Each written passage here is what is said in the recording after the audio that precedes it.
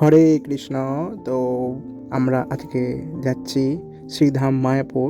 তো আমরা ভদ্রেশ্বর থেকে 6:18 হাওড়া কাটোয়া লোকাল ধরেছি। অ্যান্ড হাওড়া কাটোয়া লোকাল ধরে আমরা নবদ্বীপ ধাম আমরা নামবো।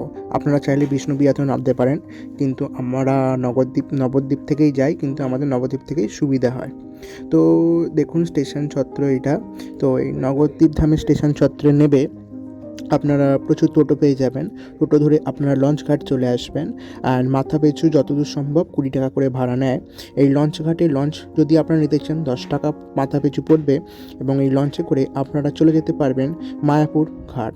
তো এখান থেকে লঞ্চ করে যেতে যেতে আপনারা খুব ভালো দৃশ্য দেখতে পারবেন, এবং গঙ্গা যমুনার যে মিশ্রণ, যে দুটো আলাদা আলাদা, সেটা আপনারা ভালোভাবে অনুভব করতে পারবেন। এবং প্রকৃতির যে একটা ছোঁয়া, সেটা আপনাদের চোখকে একদম মুগ্ধ করে দেবে। এবং যদি চান আপনারা অন্য ঘাট দিয়েও আসতে পারেন, বাট এটা দিয়ে আমরা এলাম। তো ঘাট থেকে বেরিয়ে সামনে একদম দেখতে পাবেন একটি জগন্নাথ দেবের মন্দির। ঠিক আছে, এই জগন্নাথ দেবের মন্দিরে তখন কীর্তন হচ্ছিল আমরা যখন সকালবেলা গেছি। কেন কি আমরা যেহেতু 6:18 ট্রেন ধরেছিলাম, আমরা মায়াপুরে ঠিক 8টা নাগাদ পৌঁছে গেছিলাম। তো আমাদের রুম বুক করা ছিল। তো এখান থেকে আমরা টোটো স্ট্যান্ড একটুখানি এগিয়ে এসে আপনারা পেয়ে যাবেন।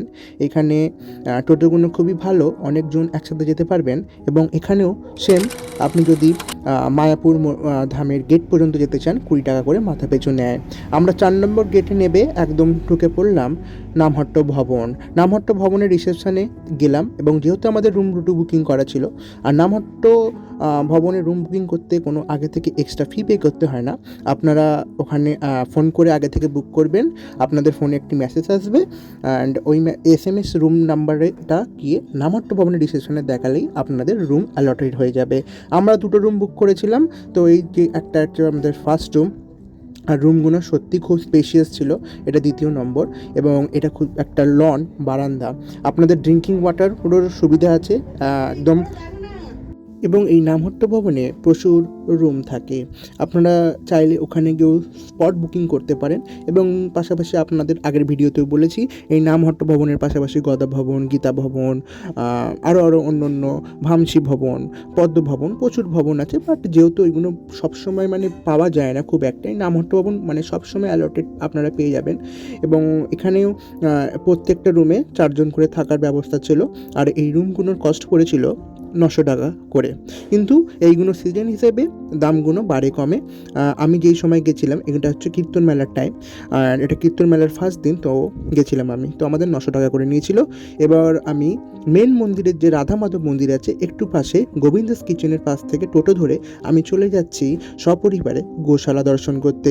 এখানে দেখুন কত গোমাতা, আর গোমাতাকে আপনি চাইলে খাওয়াতে পারেন, এবং কিছু ওখানে ডোনেটও করতে পারেন। আমি জিজ্ঞেস করেছিলাম, তো 500 টাকা দিলে 3টে গোমাতাকে দুবেলা খাওয়ানো হবে, এবং আপনাকে এক থালা, ওখানে যেই খাবারটা গোমাতাকে দেওয়া হয় ওই এক থালা খাবার দেওয়া হবে, আপনি ওখানে সঙ্গে সঙ্গে খাওয়াতে পারবেন। আর এখানে গোমাতাকে প্রচুরভাবে যত্ন করা হয়। এখানে এলে আপনার খুবই ভালো লাগবে। আপনারা যদি মায়াপুর ধাম যান অবশ্যই গোশালা দর্শন করবেন। এবং গোশালার ওখানে প্রচুর সামগ্রী পাওয়া যায়, যেরকম ক্ষীর, দই, লস্যি, এরকম অনেক নানান রকম জিনিস পাওয়া যায়। সেটা আমরা এখান থেকে কিছু কিনেছিলাম, যেরকম এখানকার মিষ্টি দই, এখানকার ক্ষীর খুবই সুন্দর খেতে। ক্ষীরগুলো 60 টাকা করে নেয়, আর দইগুলো হচ্ছে 55 করেই নেয়। আর এখান থেকে আপনারা ঘিও কিনতে পারবেন, আমরা ঘি কিনেছি। ঘিটা খুবই এখানকার টেস্টি এবং মানে খুব সুন্দর একদম। আর এখানে দেখবেন গোশালা থেকে একটু বেরিয়েই সামনে এরকম একটি দোকান আছে, বুক স্টোর। এখানে আপনারা মালা, জপ ব্যাগ এবং জপমালা, বিভিন্ন ধরনের বই, আপনারা ভগবদ্গীতাও এখান থেকে সংগ্রহ করতে পারবেন। একটুখানি এগিয়ে এসেই আমরা টোটো করে চলে এসেছিলাম গদা ভবন। গদা ভবনে আমরা টিকিট কেটেছিলাম 150 টাকা করে পার হেড লাঞ্চের জন্য। আপনারা এখানে 80 টাকারও টিকিট অ্যাভেলেবেল পেয়ে যাবেন, কিন্তু 150 টাকার টিকিটটা হচ্ছে একটু স্পেশাল টিকিট। এটাতে আপনাদের রাধা রসোই কিচেনে আপনাদের খাওয়ানো হয়। এখানে টোটাল অনেক মোট 10 রকম মতন আইটেম থাকে। আর আমরা এখানে খেয়েছিলাম, খাবার খুবই টেস্টি। এবং খেয়ে দিয়ে আমরা চলে এসেছিলাম নিত্যানন্দ মার্কেট। এই মার্কেটটা এই সময় যদি আপনি যান, এই মান্থে যদি আপনি যান মার্চ পর্যন্ত 4 তারিখ পর্যন্ত এই মার্কেটটা এখানে অবস্থিত হয়েছে, তৈরি করা হয়েছে। এই নিত্যানন্দ মার্কেট এবং গৌরাঙ্গ মার্কেট দুটি মার্কেট তৈরি করা হয়েছে এবং নিত্যানন্দ মার্কেটে প্রচুর দোকান আছে।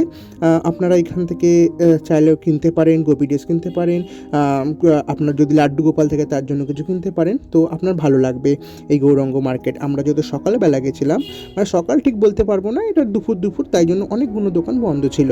তো আমরা দেখছিলাম কোথায় কী পাওয়া যাচ্ছে এবং আমি একটা তুলসী মালাও কিনেছি। আর খুবই এখানে মানে রেটটা মোটামুটি ঠিকই আছে। বাদ বাকি আপনারা যদি অন্য কিছু কিনতে চান এইখান থেকে আপনারা কিনতে পারেন। যাই হোক, এরমভাবে আমরা দেখতে দেখতে পুরো মার্কেটটা ঘুরছি। দেখুন কত সুন্দর সুন্দর ড্রেস এখানে আপনারা গোপী ড্রেস এবং বগলবন্দি এরকম পাঞ্জাবি, ধুতি প্রচুর রকমের পেয়ে যাবেন। যেহেতু এখন সকাল, খাবারের দোকানগুলো বন্ধ আছে আপাতত।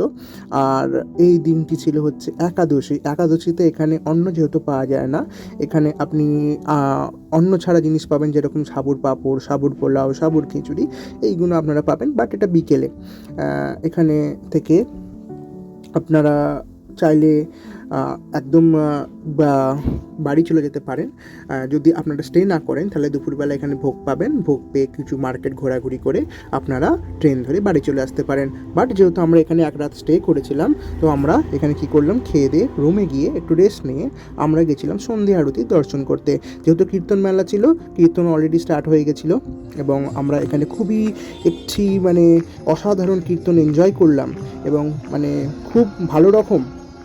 আর আপনাদের আমি বলে দিই, এই কীর্তন মেলাটা হচ্ছে পঞ্চতন্ত্র যে আমাদের বিঘোরো আছে ওর সামনেই কীর্তনটা হচ্ছে, রাধা মাধবের সামনে হচ্ছে না।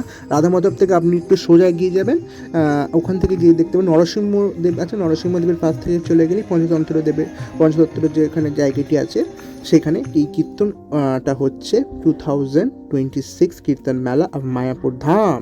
তো দেখুন কত সুন্দরভাবে জায়গাটিকে সাজিয়েছে। প্রত্যেকটি ভবনগুলোকে লাইট দিয়ে সাজানো হয়েছে এবং একটি অসাধারণ দৃশ্য আপনারা এই সময় গেলে অনুভব করতে পারবেন। এবং প্রচুর বিভিন্ন জায়গা থেকে, বিভিন্ন দেশ বিদেশ থেকে ভক্তরা এসছে এই কীর্তনমেলা দর্শন করতে। কীর্তনমেলার যে একটা এনার্জি ভাইব, সেটাকে এনজয় করতে। তো এই কীর্তনমেলা থেকে আমি বেরিয়ে আমি সোজা চলে গেলাম, যেটা বলছি এটা হচ্ছে আপনার গৌরাঙ্গ মার্কেট। আগেরটা ছিল নিত্যানন্দ মার্কেট। আমি এই নিয়ে একটু ডিটেলস ভিডিও বানিয়েছি, আমি এই কমেন্টের লিঙ্কে দিয়ে দেবো, আপনি চাইলে দেখে নিতে পারেন।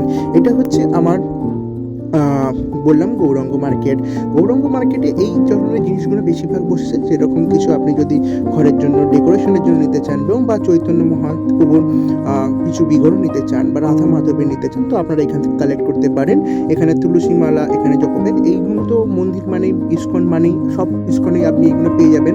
এবং এখানে স্পেশালি এই যে স্ট্যাচুগুলো, এইগুলো যে শিলা প্রভুপাদ গুরুদেবের যে স্ট্যাচু বা এখানে যে আরও ওয়াল হ্যাঙ্গিংগুলো আছে 3Dতে, সেইগুলো আপনারা এখান থেকে নিয়ে নিতে পারেন। এবং একটু চলুন মেলার ভেতরটা যা যাক।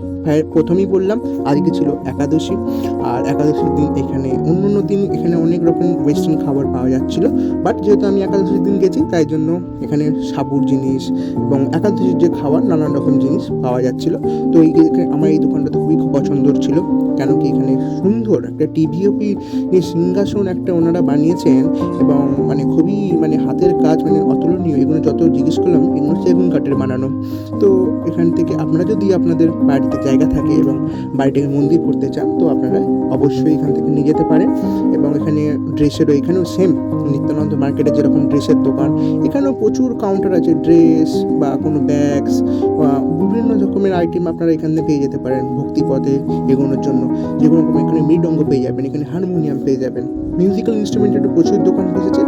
আর আমিও একটু কিছু কিনে নিই, তো আমি একটি মৃদঙ্গের বেল্ট নিচ্ছিলাম, কেন কি মৃদঙ্গের বেল্টটা আমার ঠিক নেই ভালো। তো আমি একটু এখান থেকে মৃদঙ্গের বেল্ট নিয়ে নিলাম এই প্রভুজির দোকান থেকে, শ্রীজি ইনস্ট্রুমেন্ট থেকে।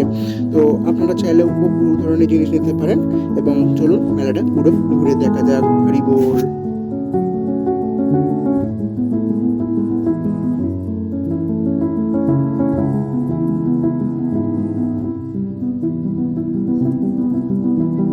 তো যেরকমটা আপনাকে বললাম, দেখুন এখানে একাদশী প্রসাদ মাতাজি বিক্রি কি করছেন, এখানে সাবুর জিনিসপত্র পাওয়া যাচ্ছে এবং আমিও খেয়েছিলাম, খুবই টেস্টি। দেখেন আমার মা খাচ্ছে, হরি বল।